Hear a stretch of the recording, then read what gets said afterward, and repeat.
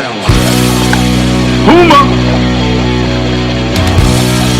Hi, and welcome to HUMA Beats and Eats podcast. I'm Marnie Wood, your host, and today I am going to talk about Club 66 and Summersgiving, and I will explain how the two are intertwined, in my mind anyway. But before I get started, I would like to put a request to please continue to subscribe to HUMA Beats and Eats on YouTube and to leave reviews on Spotify and to continue to like and support and follow on Facebook and Instagram so I can continue to bring these wonderful shows to you. Without further ado, I'm going to talk about Summersgiving and Club 66. So tomorrow, which is Saturday, is Summersgiving.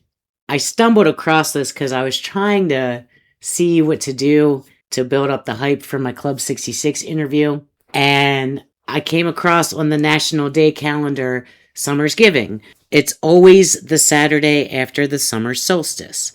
So I said to myself, what is this Summersgiving all about? So Summersgiving started in 2009. An attorney, Robert Solomon, loved Thanksgiving food so much, he hosted a backyard barbecue serving roasted turkey and cranberry martinis. This informal gathering lacked the holiday stress and allowed everyone to enjoy the Thanksgiving feel and type food, like a Thanksgiving gathering in the summer. He continued to host this barbecue annually. So how did Summersgiving catch on? Solomon met entrepreneur Eva Schur on a plane in 2018 and shared his story with her.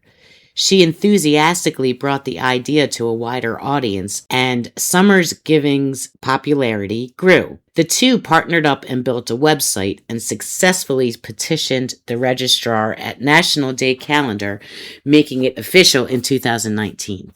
The Saturday after the summer solstice is now Summersgiving. This is a great concept to give friends and family another way to celebrate great relationships, time together, and food and beverages. What relation does this have with Club 66?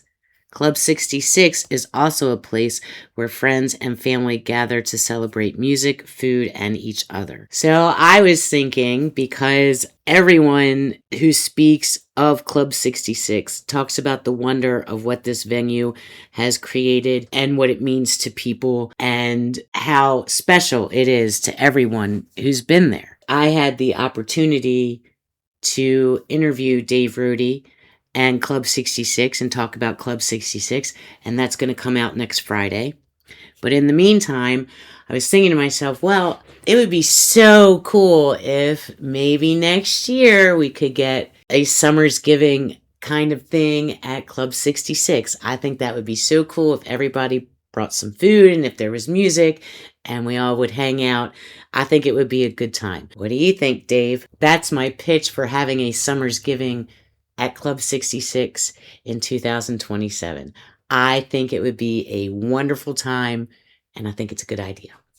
All right, so to move forward, I thought about what I would bring to a Summersgiving. I'm not much for Thanksgiving food in the summer, so in lieu of that, I did make a shrimp over spaghetti squash dish. I made a creamy red pepper, artichoke, and spinach pasta dish, and I made my own garlic bread.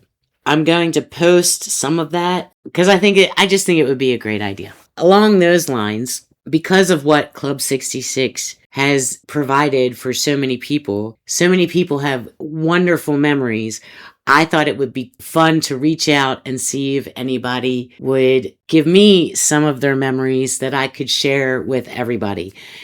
And the response was overwhelming. So thank you all who responded. I have several that I'm going to share with you. It just shows how special this place is and how much it has touched people's lives over the years.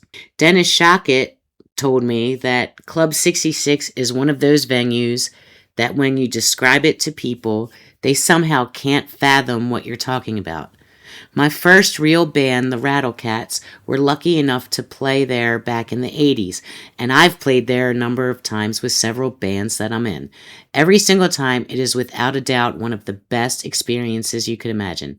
Dave and Cheryl Rohde make sure to treat every single person like a rock star, whether you are a musician or a patron.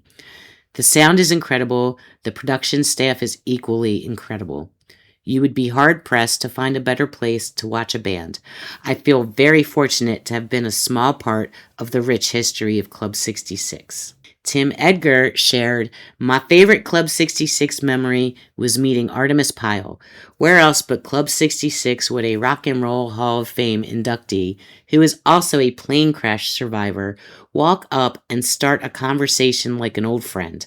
Thanks, Dave and Cheryl, for making this possible. It's like I got so touched reading all of these memories that it really is. It shows what a special place it is.